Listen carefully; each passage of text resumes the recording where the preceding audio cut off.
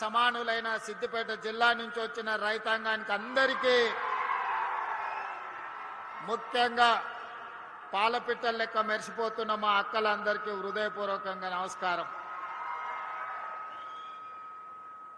ఈ వ్యవసాయ పండుగ దినాన ఉగాది పండుగ సందర్భంగా ఇంతమంది ఆడబిడ్డలు మన చీర సారె రూపంలో ఈ ప్రభుత్వం ఇందిరమ్మ చీర పెడితే ఆ చీర కట్టుకొని ఈ పండుగ నాడు సోదరుడిని ఆశీర్వదించడానికి వచ్చినందుకు మా ఆడబిడ్డలందరికీ ప్రత్యేకంగా కృతజ్ఞతలు, ధన్యవాదాలు.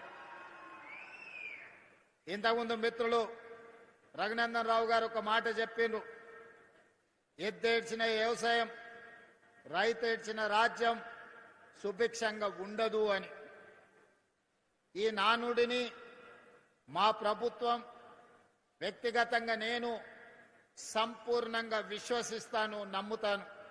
అందుకే ప్రజాపాలనలో ఎన్ని సమస్యలు ఎదురైనా, సంక్షేమానికి ఎన్ని ఇబ్బందులు వచ్చినా, ఆర్థిక పరిస్థితులు మమ్మల్ని ఎన్నో రకాలుగా ఇబ్బంది పెడుతున్నా, రైతులకు సంబంధించిన ఏ సంక్షేమ పథకాన్ని కానీ, రైతులకు అందించాల్సిన ఉచిత కరెంటు కానీ ఎక్కడా లోటు రానియకుండా, అదేవిధంగా రైతులు పండించిన పంటను చివరి గింజ వరకు కొనాలి అని కార్యక్రమంగా పెట్టుకొని, కొన్న పంటకు గిట్టుబాటు ధరనే కాదు 500 రూపాయల బోనస్ కూడా ఇచ్చి రైతుల కళ్ళల్లో ఆనందం చూడాలి అని ఈ ప్రభుత్వం నిరంతరం తాపత్రయపడుతుంది, ప్రయత్నం చేస్తుంది.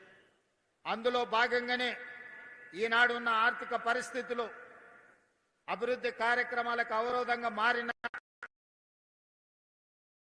బట్టి విక్రమార్క గారితో మాట్లాడి రైతులకు మనం ఇస్తున్న రైతు భరోసా పెంచడమే కాదు, వాళ్లకు ఈరోజు సిద్దిపేట గడ్డ మీద నుంచి రైతు భరోసా నిధులను విడుదల చెయ్యాలని ఇంతకుముందు కంప్యూటర్లు తుమ్మల నాగేశ్వరరావు గారు ఇతర సహచర మంత్రివర్గ సభ్యుల సమక్షంలో 70 లక్షల మందికి 3,600 కోట్ల రూపాయలు దాదాపుగా ఇవాళ బటన్ నొక్కితే రేపటిలోగా మీ ఖాతాలలో ప్రతి రైతుకు 70 లక్షల మంది రైతుల ఖాతాలలో రైతు భరోసా నిధులు పడతాయి. అదేవిధంగా ఇంకా మిగిలిన 5,400 కోట్ల రూపాయలు 20 రోజుల్లో ఇంకొక 2,700 కోట్లు, అక్కడి నుంచి ఇంకొక 20 రోజుల్లో ఇంకో 2,700 కోట్లు, దాదాపుగా ఇవాళ మార్చి 22 తారీఖు నాడు మనం ఉన్నాం. 45 రోజుల్లో 9,000 కోట్ల రూపాయల రైతు భరోసా 70 లక్షల రైతుల ఖాతాలలో వేసి రైతుల కళ్ళల్లో ఆనందం చూడాలి. ఈ ప్రగతి ప్రణాళికలో రైతుల సంక్షేమం కోసం పనిచేయాలని మా ప్రభుత్వం దీక్ష భూని ఈనాడు సిద్దిపేట జిల్లాకు వచ్చి ఈ కార్యక్రమాన్ని ప్రారంభించుకున్నాం. మిత్రులారా,